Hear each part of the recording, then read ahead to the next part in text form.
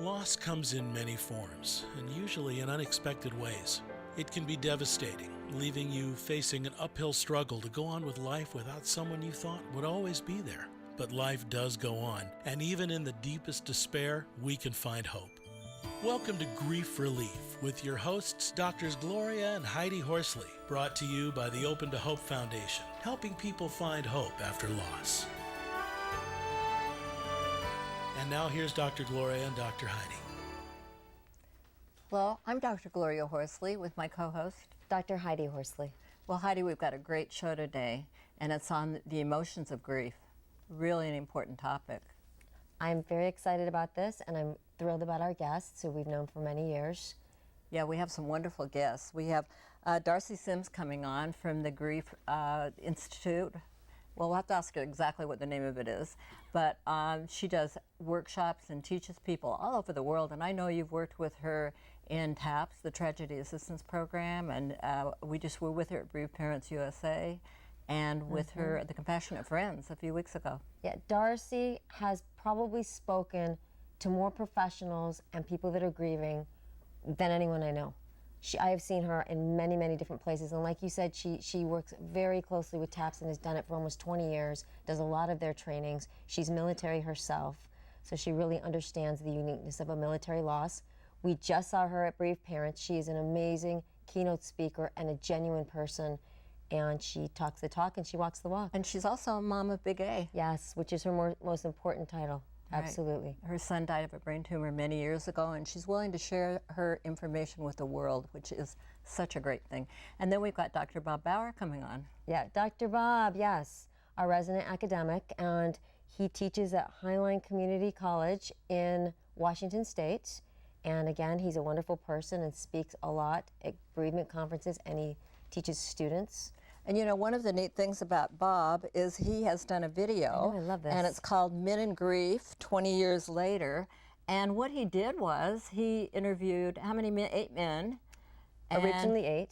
20 years ago, and then talked to them about their losses and recovery, and he's re-interviewing them 20 years later. So this is something that you're going to want to find out about getting. Right, so I'm sorry, Mom. He initially saw them 20 years ago, and then 2 years ago he brought back 6 of them and interviewed those 6 again, and on Friday he's going to bring them back again. Yep. And then we're going to have our friend sing, Alan Peterson, and he has written a song for the Open to Hope Foundation called the Hope Song. Yes, I'm really excited. I'm really excited to have Alan here. I love his music. Yeah, and he'll be singing at the end of the show. We'll go out with the credits from him, so it's going to be great. Well, let's get started and talk to Darcy. Welcome to the show, Darcy. Darcy, Dr. Darcy.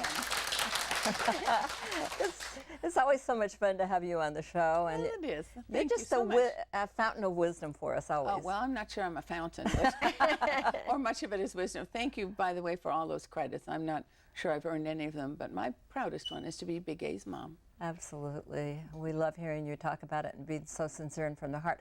Well, let's talk about the emotions of grief and what's going on with grief and loss. You know, we hear about the Kubler-Ross stages, anger, denial, depression, acceptance, and that kind of thing. Does everybody go through stages, and what's your thought on grief? Well, certainly Dr. Elizabeth Kubler-Ross gave us the very first language. We're a very death-denying culture, and so when she came and did her research, she researched the dying.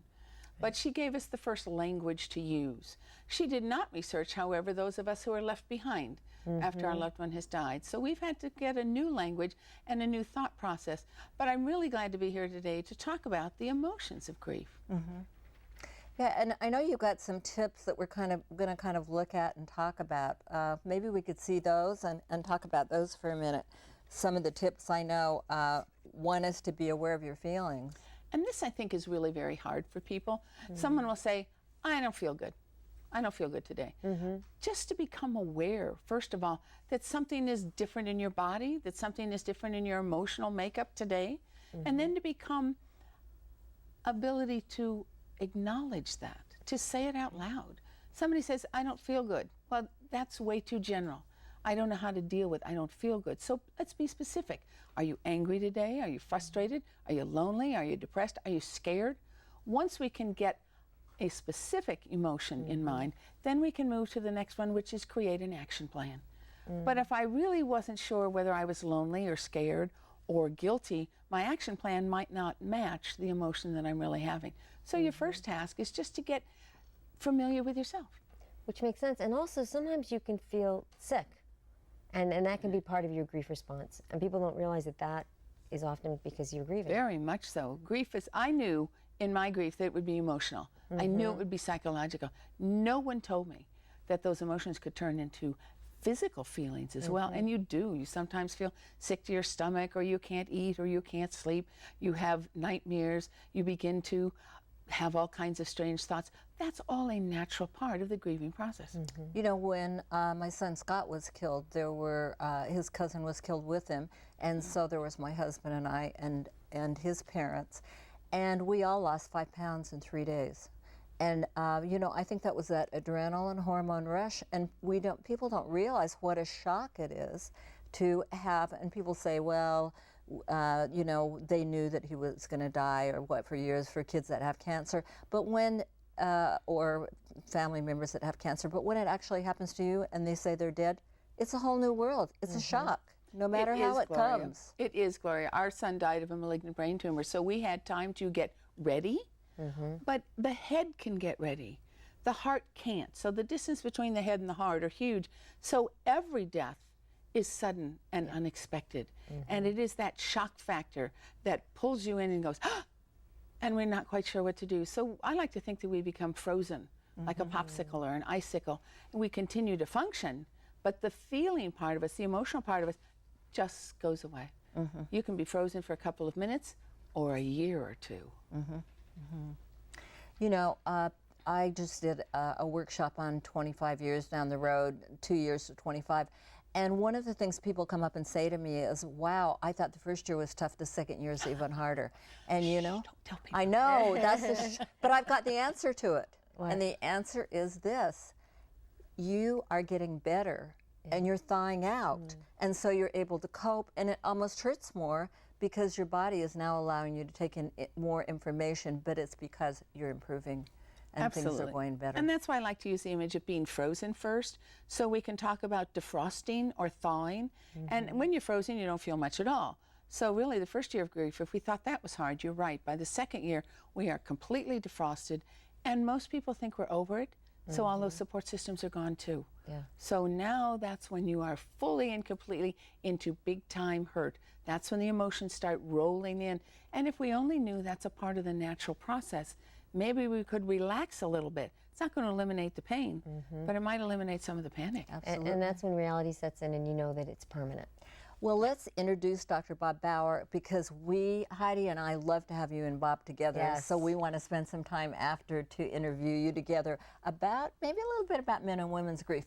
But one of the things we wanted to talk to Bob a little bit is about the anger that can come for some people, and that's another issue to talk about with Bob, is whether the anger is for everyone. So let's talk to you in a few minutes again, and right now we're going to see a roll-in with Dr. Bob on it, and we're going to see, it's about what we were telling you about this video and about these men that were interviewed 20 years ago and are coming back to be interviewed again by him. And it's just a little teaser for you and a little snippet of what's going to come. So, and Darcy, we also have a book of yours, and please remind us when Dr. Bob comes in to get.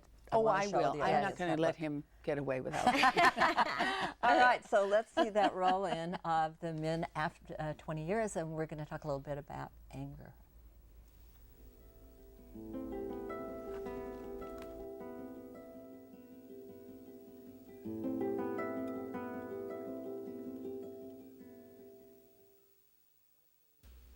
I want to tell you about 8 remarkable men you'll be meeting in a few minutes. You'll see them walk into the house where they did the videotaping for this program. You'll see them smile, but then you'll experience something that people rarely get a chance to experience. When my wife died, she and I had been together for 6 months as she went through the bone marrow transplant. And in essence, I wasn't angry at her, but I was angry at the situation that I had been put into. And in many ways, I was angry at God. As these men leave, they take with them the memories of their loved ones who died.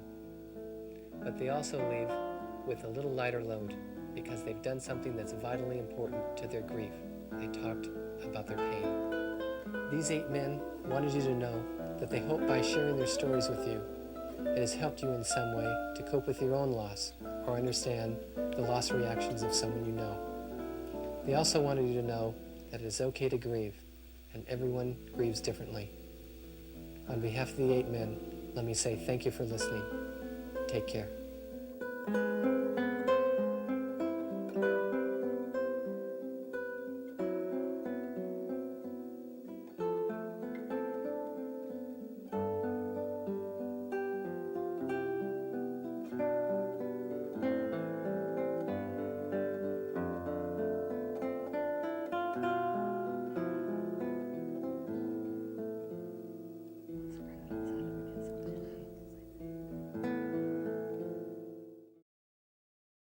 That's powerful. Absolutely. Let's go say hello to Dr. Bob. Dr. Bob, hey! That was great. That was awesome. Welcome to our show.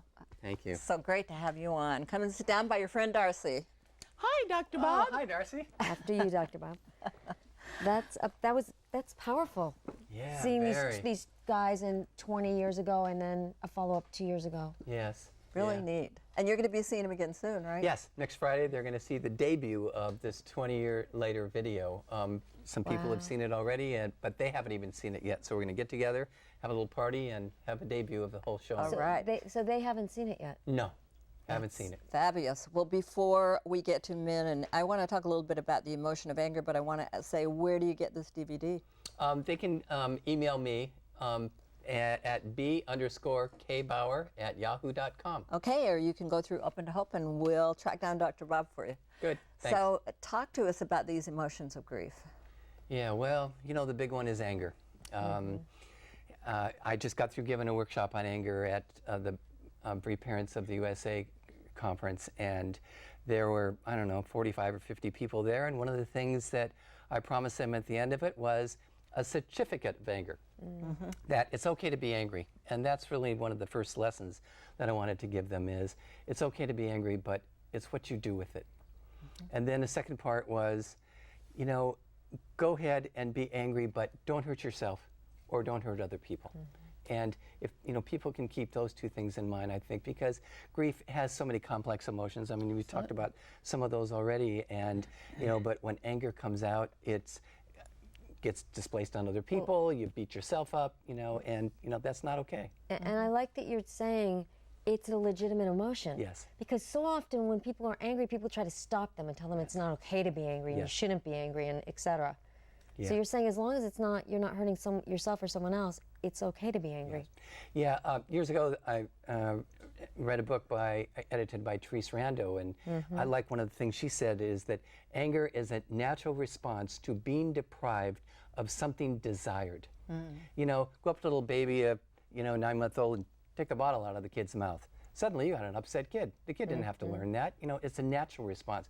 Go up to a 3-year-old and say, "This is my blanket." Pull it away. And the kid's upset. So it's a natural response, but it's it's what you do with it. And however, anger can actually be very destructive for the physical system, and as you say, hurting other people. But you can also hurt yourself. You can have heart disease. Yes. You can have high blood pressure.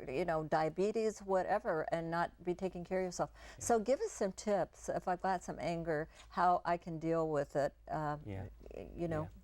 I think the first one, especially with respect to grief, is to recognize your triggers. There are things out there that tick us off, especially related to grief.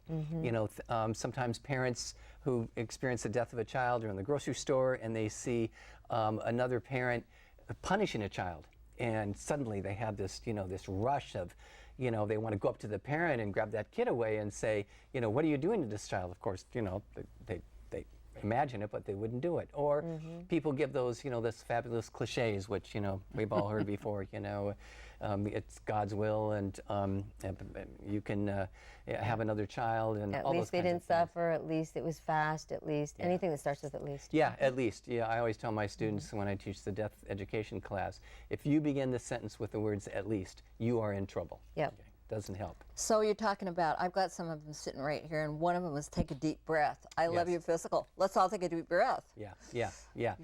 And And here's one of the ways that I suggest people do it is that, and maybe the viewers may want to do this right now, is that not only are you taking a deep breath, but you're holding it for about an hour. Okay. Okay, wait, let me try. Okay, yes. And no, I think if you hold it for about 10 seconds and just really kind of hold it kind of hard and then let it out. And don't do this several times because you'll go over, right? And we don't want that. No. So just take a breath. Yeah. And hold it. And so, blow it out. yeah, I like that. The reason I do is because I think there are a lot of people that are in situations where they can't, they're at work. Yes. Right. And they're starting to feel this coming on, and they're getting their trigger. And this is something you could even go into the bathroom or wherever. If you're in your office alone, you could do that. And then take a short break. You were talking about that. Yeah. Yeah. Find a way, if you can, whatever's in front of you at the moment, to say, look, let me take a short break. We talk in the anger workshop about couples, or your brother says something to you or whatever, and if you realize, look, I can't talk about this right now, then take a short break so you can reduce your physiology. And then how about calming self-talk? Yeah. I love that idea. That's really key, because Yeah. we can really wreak havoc on ourselves with what we tell ourselves. Yes. Yes. Back years ago, I heard one of the motivation experts say, one of the greatest secrets of humankind is what you say to yourself. So if you're angry and you're saying to yourself, I'm so angry and I can't imagine that person, why did they say this, and why did this happen to me, and so on, then what's happening with those thoughts are you're just increasing your physiology, and as you mentioned before, then it can go back into your body. Yeah. So I know you both know John Gottman. Oh, yes. The famous. He gets people all with wired up Yes. and tests them. And one of the things that always interested me was that it takes men 20 minutes to calm down, and it doesn't take women that long. And he talks about how women approach men and say, "Now let's talk it out." Yes. And the guy's like, "I don't want to talk about it now," and they really don't. Yes. They need to Right. get down. So when couples have a fight, he actually gives them guys a magazine and has them read it for 20 minutes, and then have them approached, Yes. by the women, because he says they're physiologically is different. So that gets us into the next thing, which is men and women. Right. Is And the there a differences in grief. difference between grief and men and women? You're different. You're different. I think there is. When you're describing what you were describing, I'm a roller coaster, up and down and up and down, and then the ride is over, and I want to share. No. I want to go out and do something. See, that means you don't care. But I do care that if I'm dealing with grief and you're making me talk about it, it may be that I may not be able to say this to you, but I'm getting all worked up inside. And when I get worked up inside, that's it. I need a break or whatever. And so I need to mow the lawn, because, if my son died, he always took care of the lawn, and now I'm grieving. Now, you mean... But if you would just share that with me, then I would know that you have emotions, and that you're willing to share them with me, and that you're willing to love me and care for me. And you're just out there mowing the lawn. You want to do things. I want to feel things. Okay, so What's the wrong with men her? are doers, the women are talkers and feelers. Absolutely. Yeah. Okay, and that's where the problem comes in. Because Well, that's where his problem comes in. because the women think, we want people to grieve like us, and you guys want people to grieve like you. I don't et think cetera, I et want to cetera. grieve at all. You don't want to grieve at all. do you? Well, that's true. I do. He wants That's to my do. grief. He wants to fix. Yeah. In the academic world, the term is called, I'm more of what's called an instrumental griever. I want to do things. I want to work in the garden, or I want to go, pound on something or whatever. And believe it or not, that's helping me. I may not be thinking at the time, oh, this is helping me with my grief, Right. but somehow it just feels better. And I heard Dr. Bob Versack that some of the best conversations with guys are shoulder to shoulder Yes. and not face to face. Yes, And the women like to do it face to face. Absolutely. I want to see your eyes. I want to see that you care. I want to feel that love coming back to me, because that's what I'm missing the most. I want to feel. Let's go work on my car. You care for your car more than you do for me. It reminds me of Abel Keough. We had Abel on our show. Very sad story. His wife was pregnant, and he came home. She shot herself and killed herself and the baby. And the way he dealt with his grief, they had been looking for a house, and before she died, and it was a kind of an old rundown house, and he went ahead and bought it, and all of his friends came over for 2 years and helped him rebuild the house. And that was the way his friends connected with him and dealt with the grief with him, rather than, you know, standing around talking about it there. You know, working on redoing the house. And Anne, what's her last name? Was on the TCF board, whose husband bricked the whole yard. She was Anne Hood. Anne Hood, Yeah. who has written some wonderful books. But she said her husband bricked the whole place.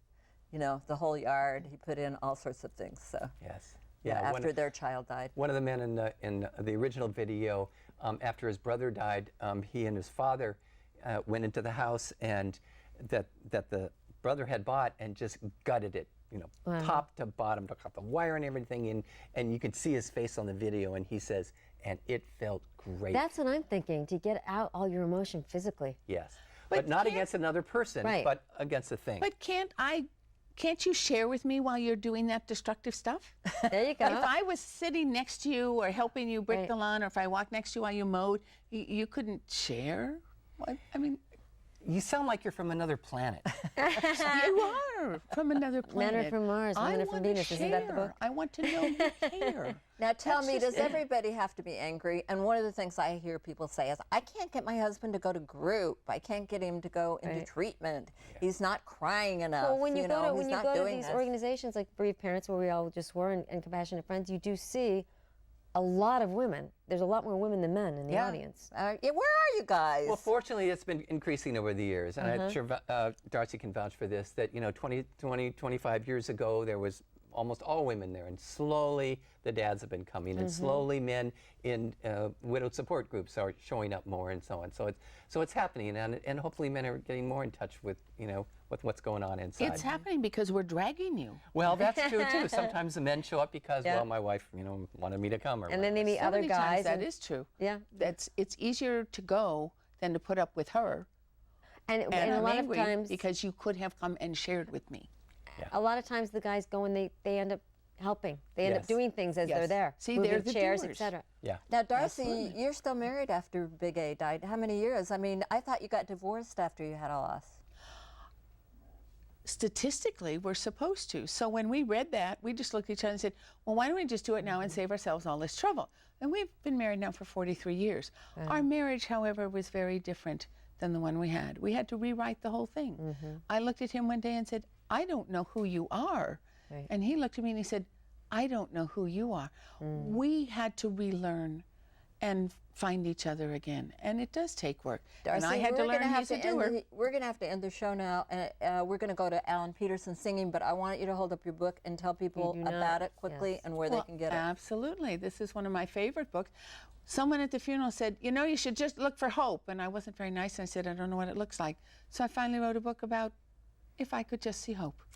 Thank you. And how do folks get it, Darcy? Love They that can name. get it from my website, www.griefing.com. Right. Thank you. And thank you, too, for being on our show today. It's been great. And now I know you guys love Alan Peterson, too. Oh, And yes. Darcy's book goes right into that segue. Let's see, If I Could Just See Hope, because Alan is going to sing a song called The Hope Song. Right, and we're going to go out of the show for that, and we want to thank you for being on our show today, and we hope you'll visit us on Facebook and come to our website, opentohope.com, and take care of yourself and take care of your friends, and have hope. Yep. Okay, Alan. Well, it's always an honor to be on with the Open to Hope folks. I want to thank my co-writer, Dana Lynn Brophy, for this very special song, and it's just called Hope.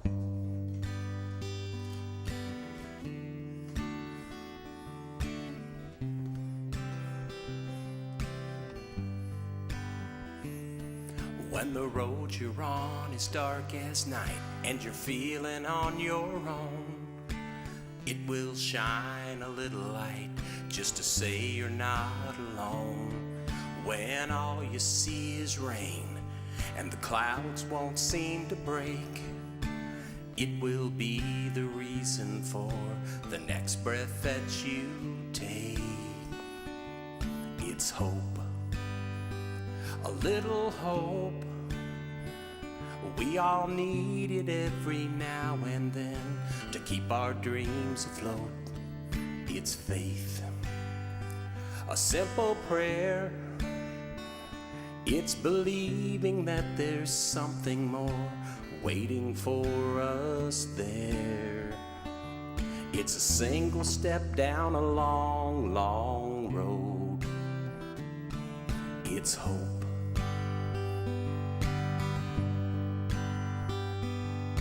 Well, there's no storm it can't break through, no burden it won't bear. It always shows up just in time, and you can find it everywhere. In the kindness of a stranger, in the comfort of a friend. Hope always reminds us that love is without end. It's hope, a little hope. We all need it every now and then to keep our dreams afloat. It's faith, a simple prayer. It's believing that there's something more waiting for us there. It's a single step down a long, long road. It's hope.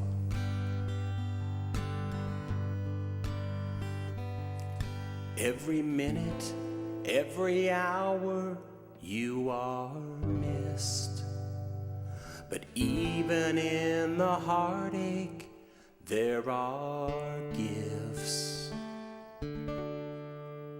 With hope, a little hope. We all need it every now and then to keep our dreams afloat. It's faith, as simple as a prayer.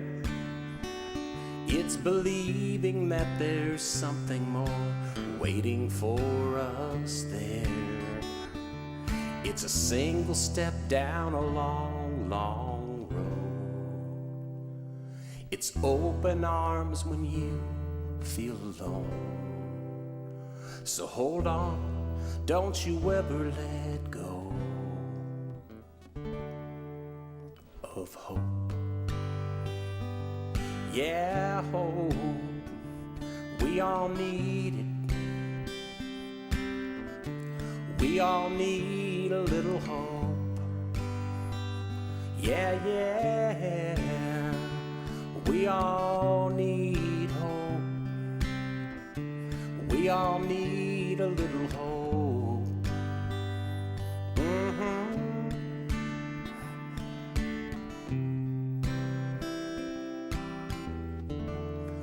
We all need a little